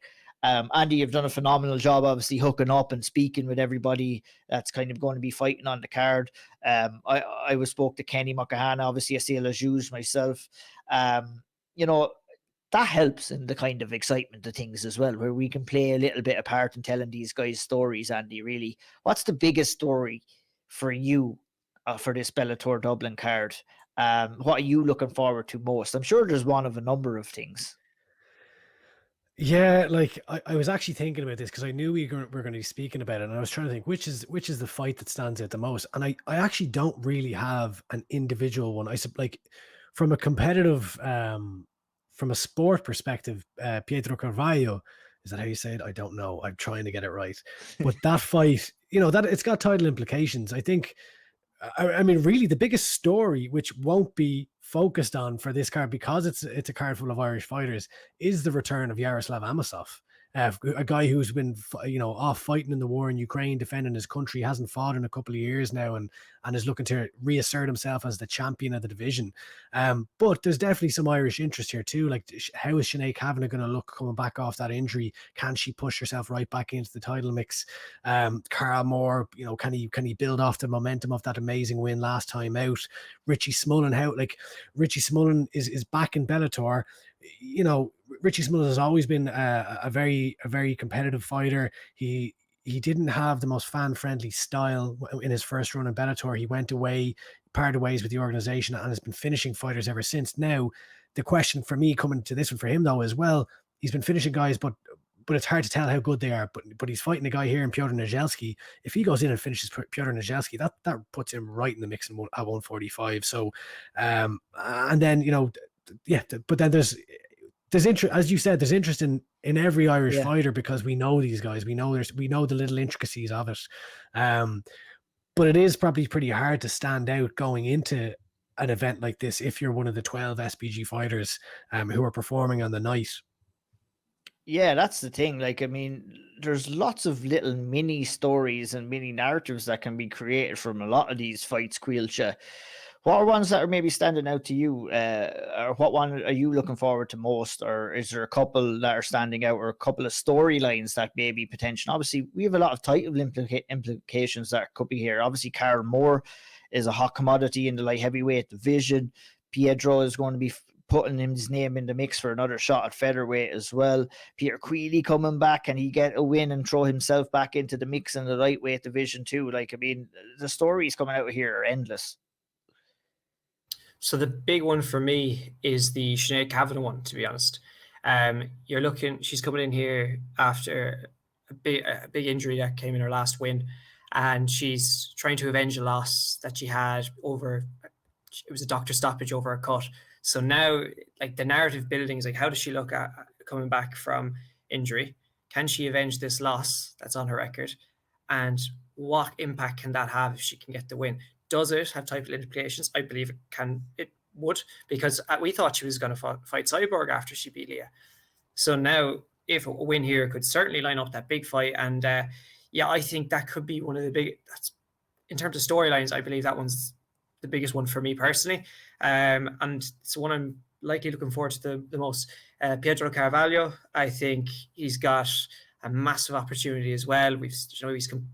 He's fought the best in his division before, and he's been building his way back up now. And this is kind of that moment, I guess, for him to really cement his spot and once again see if he can get back into title contention with a win here. So I'm really excited to see him. He looked different level the last time. I thought it was the best performance I've seen from the last time. And I mean, you look at Pedro's interview with Andy ahead of this fight, and try not root for that man and the story that he's kind of developed. You know, at 25 years of age to fight one of the best featherweights in the entire world, obviously didn't work out his way, but I labeled him a young veteran at this stage, really.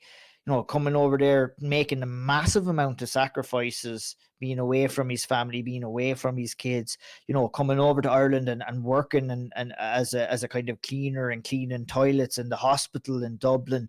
You know, a guy who just, like, someone like that for me is like, I would hold in the highest regard and have maximum respect. Obviously, every single one of these fighters are making sacrifices, but the attitude of Pedro, his reaction to that defeat, where, you know, Manny would have crumbled. Obviously, he had that disappointing defeat against Nijelski, who's fighting Richie Smullen on this card as well. That may have broken a Manny man, but not Pedro Carvalho. He's back in there. He seems like a real, you know, Andy, you've been in there in around SBG. Pedro seems like a really influential figure to all of those fighters there. A real kind of leader of men and women at that gym as well, isn't he?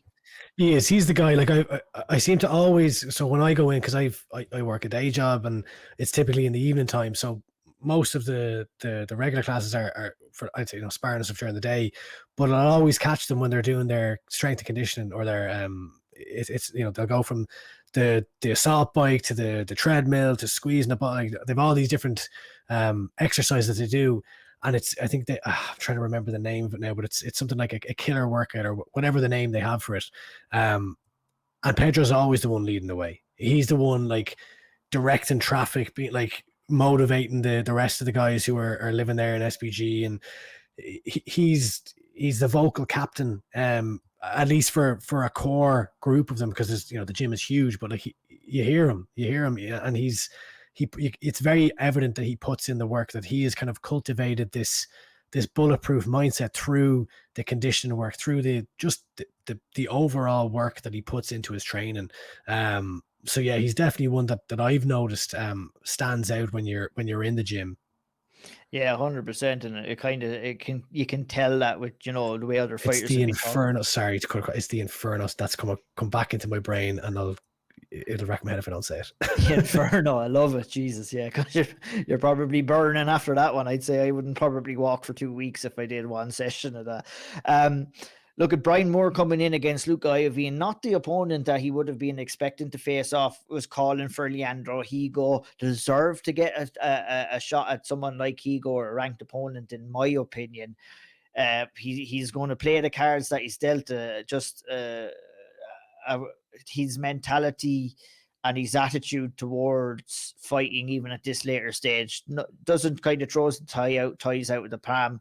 You know what I mean? And someone else might, and they would have good reason to do so if you're in Brian's case. But what he needs to do here, Caoilte, he needs to go out there and he needs to put Luca Iovine away and demand that shot. I would love to see him demand that shot at a ranked opponent for his next fight. I think he has a way better chance of getting out there, getting the finish in this fight. I think Iovine has some power, can be a little bit dangerous, but overall, Brian Moore is a way better, well-rounded fighter, and I think he has the ability to go out there and get the finish. Really, do you? Yeah, I completely agree with everything you just said. Brian's not had a finish since 2020, I believe. So he's overdue one. And I think this could be the time it comes. We've seen him, we've seen what he can do. We've seen how close he's gotten to a finish as well. So I believe that if he goes out there and gets that finish, as you said, that he can make a claim for someone in the rankings and start his climb up the rankings towards title shot, because I think it's long overdue. 100%. I wonder what song he's going to sing after it, Andy. What do you reckon? Who knows? You're talking about Boulevard, but he might bail on that one. But yeah, that'll be interesting. I agree, though. He needs to call this chat, make himself undeniable. Joe was actually someone who we should be talking about, but we're not. And I feel like it's probably because of I feel like maybe the next fight will be like, okay, this is the fight. Kieran Clark. Yeah, you have to give me a chance to get through everyone. Sorry. So, well, go ahead. No. Go ahead, Kieran. Let's do it. But undefeated, coming in here again, late notice replacement. His fights are insanely exciting always, and he always gets beaten up a little bit and then he wins. Dealing with another short notice replacement here as well, which is less than ideal, but similar enough to probably doesn't faze him at all. Not at all. He was on with Sean on Sherdog and gave a great interview there with Sean, and just a really likable fella that is just you can see that he's having fun and enjoying the whole process as well, whilst competing against some high-level opposition at featherweight too.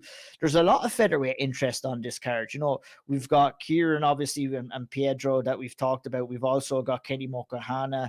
We'll talk a little bit about him. And also, we've got Dara Kelly, who's making his featherweight debut too. But just to talk a little bit more about Kieran, I mean, another win, another finish here, and we might be kind of talking a little bit about ranked opponents for Kieran after the fact then, maybe, Andy. Was that kind of the mentality that you see? Pretty much, or even like I'm looking here, the fight to open the card, Kasan Magomed Sharapov fighting Rafael Hudson. Now, Hudson just fought Clark, but if Kasan Magomed Sharapov wins that, he'll move to 8-0. And he's a guy who's been on a couple of these cards now. Give him, even if you're not going to give him a ranked opponent, give him someone that maybe the Irish fans will know. You know what I mean? Where it's okay, we've seen this guy, Magomed Sharapov, compete a few times. We know he's undefeated. Here's the next test. So just to build that continuity. Yeah, it'd be quite the test, all right. Obviously, Kasan, the brother of Zabit Magomed Sharapov as well, who we know all too well from the UFC featherweight division, a very good talent. But that's the kind of thing I feel, lads, that Bellator struggle with a little bit in developing these stories, you know what I mean? Where some of these matchups, and we spoke with Karl more about it in the interview about, his expectations. He's want to fight a ranked opponent, not getting that, but having that plan in place to kind of work towards that. But you hit the nail on the head there, Andy. Having these fighters on the same cards gives us an opportunity to get more familiar with them, where, we might see those kind of matchups down the line, and it did mean a little bit more as well. Dara Kelly, Caoilte, how is this man going to make featherweight? I've never seen a guy who's ripped heading into a fight. The picture's up on Instagram. He looks absolutely yoked. 0% body fat, I would imagine, going in here. If he can, obviously maintain all of his skill set in going down to featherweight division and his cardio as well, he's going to be a scary, scary individual at 145, isn't he? Absolutely. He must be cutting off a limb or something to get down. It's ridiculous. But as you said, if he can keep all those aspects of his game that he had at lightweight, he's going to be quite the athlete to beat in that division. I'm honestly in shock at the fact that he's fighting a featherweight. It's incredible. So it'd be interesting to see when he steps on the scales, just like, because the size, it's mad. So I'd love to see what the cut's like, but we'll see how it goes from. You got the chance to speak with him, Andy, did you, when you were at SBG? I did. It hasn't come out yet. I've been wading through the various bits to get everything published and out. But yeah, I did. I spoke to him. Like, he seems in good form, and he seems that he's expecting to make it handily enough. Now, funny, I did see. I saw that Peter Queally and Sinead Kavanagh were on with Paul Brown, who's come out with a new show, I think. And Queally was kind of saying he reckons he's going to regret it. That he'll probably regret this move to 145. But it seems, from what I've seen so far, there's no reason to doubt that he'll make the 145. But look, I've said it before to you lads, and I asked him, I was like, how are you going to do it? So I can't imagine this is going to be like, he's looked a big 155. I can't imagine this is going to be easy. No, definitely not. Look, you mentioned Peter Queally there, Andy. I'll stick with you. Obviously a big fight for Peter. It's crazy to think that Peter has only given us over the last couple of years some fantastic moments to remember, but we have to go back to the Ryan Scope fight for him to have experienced a win in the 3 Arena in the Bellator banner. And he has a good chance coming in here against Bryce Logan, a similar enough fighter to Peter in some regards, but look at a tough fight against Benson Henderson, obviously coming back after that shoulder injury as well.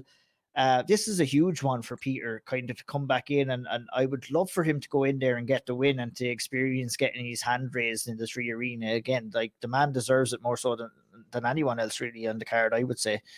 I think that's what the Irish fans want to see, right? Like, for someone who's given so many great memories over the last few years, he's been such a vital part of Bellator's their run in Ireland. Fans love watching Peter Queally walk out, and they love watching him compete. And they haven't gotten those wins as of late.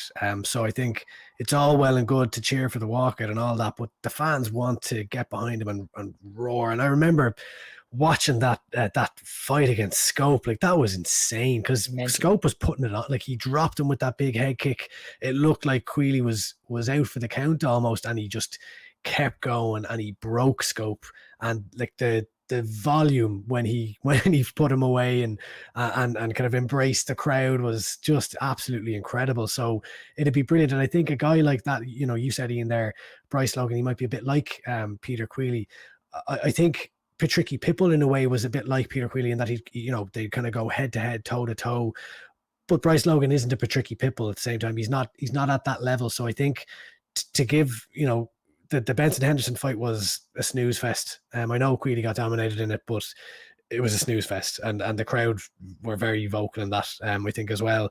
I don't think this will be the case here. I think there's an opportunity for Peter to, stand in the pocket, trade, and give us a vintage Peter Queally performance here, where the crowd can get behind him at the walkout, but also celebrate him as he gets his hand raised. So that, if I'm an Irish MMA fan coming to Bellator, that's what I want to see. And I'm sure Queally's itching to get his hand raised again and feel that raucous support of the Irish crowd in victory rather than defeat. 100%. Obviously, we spoke a little bit about Richie Smullen as well, Caoilte, one of the hardest workers in the gym by all accounts at SBG. After winning double set of championships on the European circuit, he's coming in here against Piotr Nizinski. We've seen him with Pedro Carvalho. Obviously won that split decision against Pedro. It's a good kind of stylistic matchup here for Richie in terms of, Nizinski does like the grappling department, and he's going to get all of that hard work from Richie as well if he does decide to bring it down there in this fight. It's great to see Richie back on this stage. I think a fighter like Richie deserves to be on this stage, fighting on these big cards as well. And he's a chance at a second crack at a Bellator run in the featherweight division.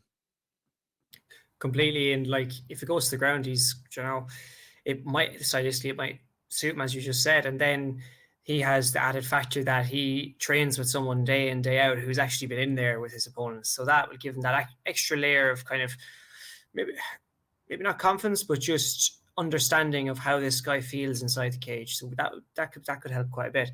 And in terms of just getting back in on the Bellator stage and potentially having his moment again in front of the Irish crowd, it could be huge for him. And a win here, it could be absolutely massive. But it's once again, it's one of those guys we look at and think, well, if he wins here, does he get a crack at the guys in the rankings for Bellator at the 145 division? So there's a lot of, I guess, stories in this, which is really nice. And Richie's just another one of them, which I love. Absolutely. Kenny Makahana, 4 wins, 4 finishes. I had the chance to speak with him. The interview should be out on SevereMMA.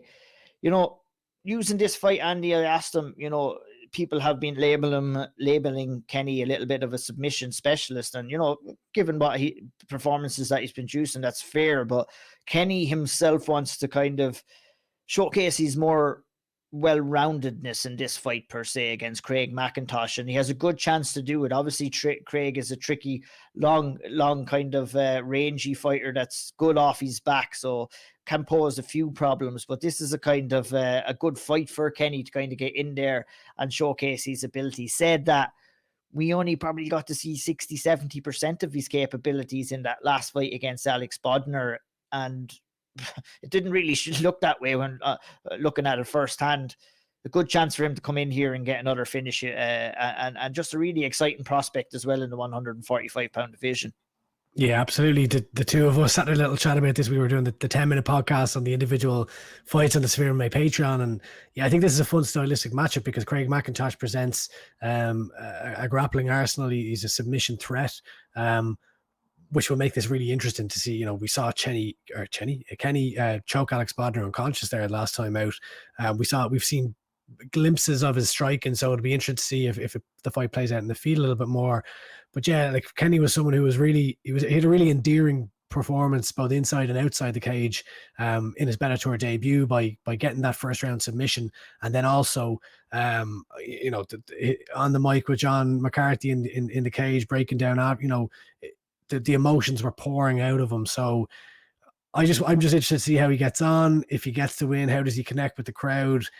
He's a very likable personality, and I think he's someone that the fans can really warm to. And when you're fighting on a card with 11 of your teammates, you need a bit of everything, don't you? Like it's not just about how you fight in order to stand out. So yeah, interested to see Kenny back, and yeah, I'm looking forward. He puts a smile on my face, so I'm looking forward to seeing him back in there. Me too. Yeah, Kenny and Peter Karl putting Blanche on the map in the mixed martial arts. Yeah, it's great to see Kenny back. Last but not least, guys, we have to talk about Charlie Ward, who's coming back after his title eliminator against Fabian Edwards. Obviously got defeated in that fight. He's coming in here, another tough fight against Mike Shipman. These two boys, Caoilte, they're going to go to war, aren't they? Always. I love it. Always tune in for a Charlie Ward fight because he's must-watch action. He's coming off a loss against Fabian Edwards that is what it is. Good fight, good experience, good to see him back in there. But this is his time now to get himself back in the mix with the uppers of that division. And I feel he could get the finish of this one as well, Yeah, it'd be interesting to see. Obviously, I think it's a tough fight, Mike Shipman. It'd be interesting to see how both of them match up. But Charlie has been showing that level of progression. It wasn't completely out of his depth against Fabian at all. It was very competitive in that fight as well. So it'll be interesting to see if he can bounce back into the win column. And look at lots of other stories that are going to generate. We will cover that Bellator 291 card in great detail after it happens. Obviously, Andy and Caoilte will be live at the event. I will be watching on the edge of my seat over here in Canada as it happens. Friday, the 25th of February, Bellator 291. The very next day, we've got some regional Irish MMA action. Iúr Fighting Championships returns for their 6th card in the Canal Court Hotel in Newry. Decky McAleenan's promotion coming in with a couple of interesting fights, a couple of pro fights to top the card, Andy, and a couple of other interesting ones throughout the card. Tell us kind of your story on how you feel about that card really quickly. Obviously, we'll break this down in more detail as well the next time that we record. We'll just take a quick look at some of the action on the card ahead of it. Yeah, so the main card features a professional featherweight main event between Alexander Yankov and Dorian Kalishnikov, who we were talking about earlier on, as fighting on Cage Warriors Dublin in April. So he's got another fight ahead of that. I believe that Marcin Zambala and Tyrone Quinn were originally supposed to headline this card, but that fight fell out. I think Tyrone Quinn wasn't able to compete in the end there. So Yankov and Kalushkov are up at the top. Also a professional bantamweight bout between Darren O'Brien from Team Torres and Camille Winchuk. I think that's Winchuk. Yeah, probably pronounced that wrong, from Team KF. Last time we saw Camille, I think, was on Cage Wars back in 2021. So this is his first fight back out. But yeah, so we've got a couple of pro fights at the top of the card, which is great. We've seen lots of different shows now starting to put on pro fights. Obviously this is in Europe, it's not in the Republic of Ireland, so we see pro fights up at Cage Conflict also, and Clan Wars and elsewhere, but it is good to see pro fights happening in Ireland. Conor McCarthy and Conor Nolan, I think this will be an absolute scrap. Excited for that one. Yeah, high level amateur fights. So they're contesting for the super lightweight title as well to round out the main card. So three solid fights at the top there. 5 rounds too. Yeah, so 5 3-minute rounds, isn't it? Yeah, so brilliant. I like that. I think we talked about that before on the podcast, where it's just a nice wrinkle. And it's the same way that the UK seems to be going now as well.